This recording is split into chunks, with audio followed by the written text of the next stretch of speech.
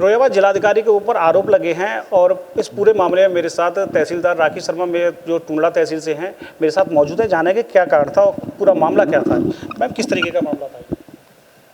Sir, ये भ्रष्टाचार का मामला है।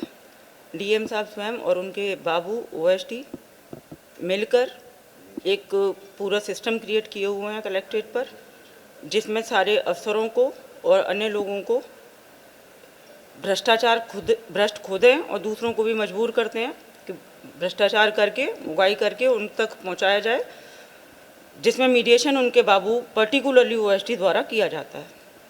जिस तरीके से लगातार ये मामला आया है, कितने समय से लगभग ये चल रहा है? मेरे को ये 9-10 महीने से उत्पीड़न कर रहे हैं लगातार। एक जांच मेरे पास आई थी जिसमें 3 इनके बाबू हैं, उसमें इनके द्वारा मुझे फोर्स किया गया कि मैं उनके मन मुताबिक रिपोर्ट दूं। वो मेरे द्वारा किया नहीं गया। उस आईनी में भी एक ज़मीन है और कई हैं, मेरे संज्ञान में तो कई हैं जिसमें मैंने जांच की है। मेरी रिपोर्ट इन्होंने स्वीकार नहीं की। उसके बाद मेरे ऊपर दबाव बनाना शुरू किया। उसी क्रम में मेरी लगातार वेतन रोकी, एडवर्स एंट्री की, मेरे जुडिशियल मैटर्स में इंटरफेरेंस किया और तरह तरीके की डिमांड्स, टॉर्चर, उत्पीड़न लगातार चलता रहा। मैंने सोचा लगातार कि शायद अब कुछ परिवर्तन होगा, जो नहीं हुआ। उसी क्रम में मुझे माननीय उच्च न्यायालय में जाना पड़ा।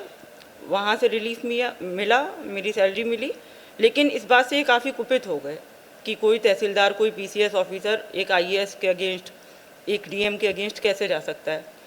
इनके द्वारा मुझे वहाँ पे बंधक बना के रखा गया। जिस दिन डेट लगी थी कोर्ट में, उससे एक दिन पहले फोर्स बहुत किया, तो मैंने एक दिन की डेट ले ली। फिर दूसरे दिन भी इन्होंने मेरे को बहुत टॉर्चर किया, बहुत फोर्स किया कि मैं अपनी डेट वापस ले लूँ। उसके प्रूफ, उसके साक्ष्य मेरे जनपद के ही 2 एसडीएम हैं।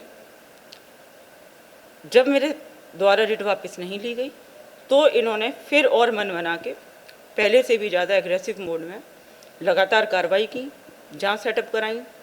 एक मीडिया का इनका है, सो कॉल्ड मीडिया तो बहुत उस तरीके से वर्जन लेती है, दोनों वर्जन लेके दोनों पक्षों का तब चलता है। एक तरफा न्यूज़ चलाई, लिमिट क्रॉस हो गई। पायरेटेड न्यूज़ जब चलने लगी तब मैंने तहरीर दी।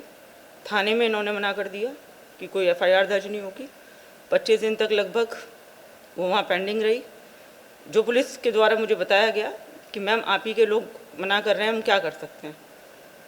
फाइनली वो कल रात को 1 बजे 1:30 बजे जब मैंने बोला इनको कि अगर अभी भी ये सब चलेगा तो मैं कुछ अपने साथ गलत कर लूँगी, और कुछ इसके क्रम में जब वार्तालाप हुआ तो इनके द्वारा रात को 1 बजे 1:30 बजे एफआईआर दर्ज कराई है। उसमें कौन लोग थे जिन्होंने आपको बंधक बनाया है? कौन कौन थे इसमें शामिल? ओएसडी था वहाँ पर, उसके द्वारा फ़ोन किया गया और उसकी वो भी रिकॉर्डिंग है मेरे पास वो भी रिकॉर्डिंग है कि रेट वापस ले लो, डीएम साहब कह रहे हैं वरना गलत हो जाएगा, सस्पेंड करा देंगे, शासन से कार्रवाई करा देंगे, तुम्हारा प्रशासनिक आधार पर ट्रांसफ़र करा देंगे। पर मैंने ये सब झेला और मेरा बहुत उत्पीड़न हुआ और तमाम बार इनके द्वारा तमाम तरीके की डिमांड्स भी की गई। शासन से या मुख्यमंत्री जी से क्या डिमांड है, क्या मांग कर? मेरा यही डिमांड है माननीय मुख्यमंत्री जी से कि इसमें निष्पक्ष जांच कराएं, क्योंकि वो इस बात की मुझे चैलेंज भी कर रहे हैं अभी लगातार कई माध्यमों से कि अगर मैंने जो बाइट दी है उसको मैं वापस नहीं लेती हूँ तो मेरा आज की आज ही सस्पेंशन कराएंगे। और उनकी बात हो रही है, इसमें निष्पक्ष जाँच हो जाए। अगर मैं दोषी हूँ तो मेरे खिलाफ कार्रवाई हो जाए, और सर दोषी हैं अगर तो वो भी बचें ना, और वो अपने पद का दुरुपयोग कर रहे हैं उसका एडवांटेज उनको ना मिले। जिस तरीके से लगातार आपने जब से आरोप लगाए हैं, कहीं ना कहीं आपकी आंखों में आंसू भी साफ दिखाई दे रहे हैं और एक अलग ही आप पॉपलेस दिखाई दे रहे हैं। कहीं ना कहीं डर, दबाव, धमकी भी इस तरीके के जैसे कुछ हुआ है क्या? लगातार आ रहे हैं फ़ोन, कम्युनिकेशन में हैं, कुछ अफसर भी हैं, कुछ बाहर के लोग भी हैं, और बोला जा रहा है दबाव तो दे रहे हैं। अगली क्या रणनीति रहेगी आपकी? ये अभी मैं कुछ कह नहीं सकती। मुझे पूरा विश्वास है अपने शासन पर, माननीय मुख्यमंत्री जी पर। मुझे पूरी उम्मीद है बिना जांच के मेरे साथ कुछ गलत नहीं होगा। इसमें एक स्पेशल कमेटी गठित होकर एक निष्पक्ष जांच हो जाए, क्योंकि वो मेरे बहुत वरिष्ठ अधिकारी हैं, आईएएस कम्युनिटी से हैं। मैं उनके सामने कुछ भी नहीं हूँ। वो अपने प्रभावों का इस्तेमाल भी करेंगे, ये बात सच है। तो इसमें जांच हो के जो भी कार्रवाई हो, जिस पर भी हो, पर प्रॉपर जांच हो के हो। मैम, मेरा अंतिम सवाल ये है कि देखिए, जिस तरीके से प्रधानमंत्री और सूबे के मुख्यमंत्री योगी आदित्यनाथ जी तमाम महिलाओं को सुदृढ़ बनाने की बात कर रहे हैं, और वो आप भी एक अधिकारी हैं, लगातार काफ़ी कई प्रोग्रामों में हमने देखा भी है कि महिलाओं को सुदृढ़ की बात करती हैं, लेकिन आज आपके साथ में खुद ऐसा हरिसमेंट हो रहा है, उसको लेकर के क्या कहना चाहेंगे आप? ये मैंने आवाज़ इसलिए ही उठाई है क्योंकि एक मैं फीमेल भी हूँ और रिस्पॉन्सिबल पद पर तैनात हूँ। अगर आज मैं अपने हितों के लिए अपनी रक्षा नहीं कर पाऊँगी तो मेरे पास बहुत लोग आते हैं जो बहुत उम्मीद के साथ आते हैं, और मेरी हमेशा यही भावना रही है कि मैं उनकी मदद कर सकूं और मेरा फीडबैक ले लें। जो भी जांच हो, जो भी सेटअप हो, उसमें एक मेरा फीडबैक भी लिया जाए, तो उससे भी ये स्पष्ट हो जाएगा। अपने मुंह से कहने से कुछ होता नहीं है। तो अगर मैं अपनी मदद नहीं कर सकती तो उन तमाम महिलाओं की क्या मदद करूँगी जो लगातार मुझे अपना इंस्पिरेशन, अपना आइडल मानती हैं। और कौन कौन अधिकारी हैं, तो क्या नाम पर खोलना चाहेंगे आप? किस चीज़ का? कौन कौन अधिकारी हैं, जो कौन कौन लोग हैं जो आपका उत्पीड़न कर रहे हैं? नहीं, कोई मेरे जनपद का कोई भी अधिकारी, सिर्फ डीएम साहब के अलावा मेरा उत्पीड़न नहीं कर रहा। एडीएम साहब हैं मेरे तीनों, बहुत अच्छे हैं, सीडीओ साहब बहुत अच्छे हैं, और सबका उत्पीड़न ये कर रहे हैं, पर कोई कुछ कह नहीं पाता क्योंकि सब पीसीएस ऑफिसर हैं, सब दबाव में हैं। इस जिले में वन मैन शो है, सारे उस तरीके के काम इनके हैंडओवर में हैं।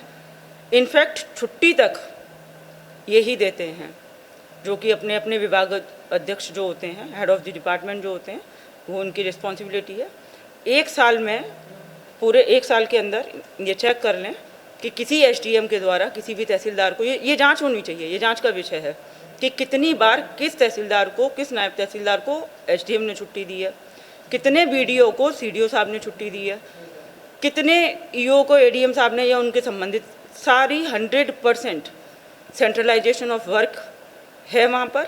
उनके बहाने हैं ये वहाँ पे बुलाने के, उत्पीड़न करने के अधिकारियों के, और मेरी सैलरी नहीं रोकी गई है। सिर्फ ये भी जांच का विषय है। आरटीआई में आप लोग मांगिए इसको, या जब जांच शासन से सेटअप होगी तो इसको जांच करें इसमें कि कितने सेंट्रलाइज्ड है सिस्टम, यहाँ पे क्या क्या इनके तरीके हैं। छुट्टियों के अलावा भी बहुत सारी चीज़ें हैं जिन पर निष्पक्ष जांच होनी चाहिए, और ये मेरा आग्रह है। ये थे मेरे साथ राकेश शर्मा हैं, जो कि तहसीलदार टूंडा में अब तैनाती थे, और लगातार जिस तरीके से इन्होंने आरोप लगाए, काफ़ी संगीन और गंभीर आरोप है। पिछले काफ़ी समय से इनको प्रताड़ित किया जा रहा है, बंधक बना के भी रखा गया, और ये सारा मामला जिला अधिकारी फिरोजाबाद के संज्ञान में था, और उन्होंने कई बार इसकी शिकायत की, लेकिन लगातार जिस तरीके से उत्पीड़न हो रहा है, अभी भी आंखें भरी हुई थी उनकी। साफ कहीं ना कहीं उन्होंने बताया भी कि कई जगह से दबाव आ रहा है, प्रेशर आ रहा है और टॉर्चर किया जा रहा है, और उनको सस्पेंशन कराने की 1 घंटे के अंदर धमकी दी जा रही है। एक बहुत बड़ा सवाल है कि जो कि जिले के ऊपर इतना बड़ा अधिकारी बैठा हुआ है, जिसको लोगों से एक न्याय की उम्मीद होती है, और उसी अधिकारी के नीचे जो अधिकारी काम कर रहे हैं वो इस तरीके की हरकतें कर रहे हैं, और लगातार इनका उत्पीड़न किया गया, वो अपने आप में बहुत बड़े सवालिया निशान खड़े करता है। साथ ही जहाँ एक तरफ केंद्र की सरकार और सूबे के मुख्यमंत्री योगी आदित्यनाथ स्वयं ये कहते हैं कि महिलाओं का सुदृढ़ बनाना बहुत ज़्यादा जरूरी है, जहां महिला आरक्षण की बात लगातार संसद में हो रही है, तो कहीं ना कहीं ये दूसरा सवाल ये भी अपने आप में खड़ा हो रहा है कि जो कि एक अधिकारी, महिला अधिकारी के साथ इस तरीके का उत्पीड़न हो रहा है, तो आम महिलाओं के साथ में क्या स्थिति होगी, ये अपने आप में बहुत बड़ा सवाल है। वीडियो जर्नलिस्ट के साथ दीपक भारद्वाज, न्यूज स्टेट, फिरोजाबाद। अब से डीडी फ्री डिश की चैनल नंबर 57 पर देखिए न्यूज नेशन।